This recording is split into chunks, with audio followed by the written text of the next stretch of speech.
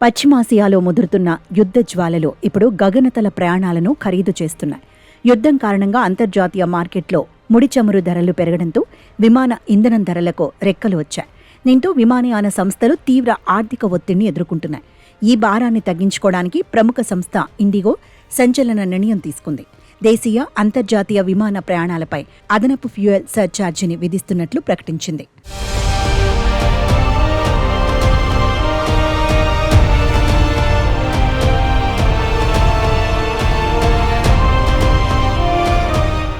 IndiGo ప్రకటించిన తాజా ఛార్జీల ప్రకారం ప్రయాణించే దూరాన్ని బట్టి ఒక్కో టికెట్పై కనీసం 425 నుంచి గరిష్టంగా 2300 వరకు అదనపు భారం పడనుంది.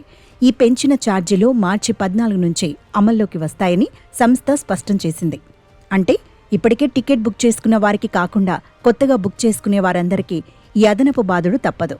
వేసవి సెలవుల్లో ప్రయాణాలకు ప్లాన్ చేసుకుంటున్న వారికి ఇది పెద్ద దెబ్బ అనే చెప్పాలి.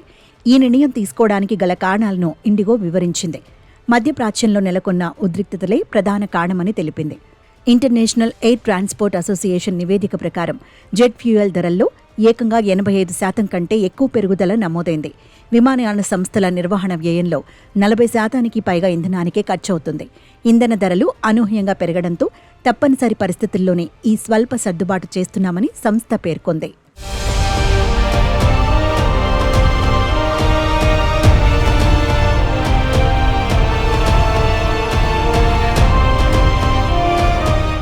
విమానాల్లో ప్రయాణించే రూట్ను బట్టి ఈ ఛార్జీలు మారతాయి.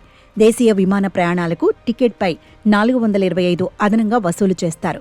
ఇక అంతర్జాతీయ రూట్ల విషయానికి వస్తే మధ్యప్రాచ్యం వెళ్లేవారికి 900, చైనా, ఆగ్నేయాసియా దేశాలకు వెళ్లేవారికి 1800 భారమవుతుంది.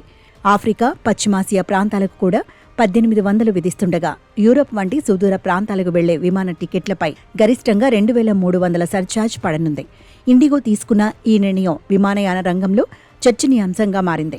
ఇప్పటికే యుద్ధ ప్రభావంతో చమురు ధరలు పెరగడంతో ఎయిర్ ఇండియా, స్పైస్ జెట్ వంటి ఇతర సంస్థలు కూడా త్వరలోనే ఫ్యూయల్ సర్ఛార్జిని ప్రకటించే అవకాశం ఉంది.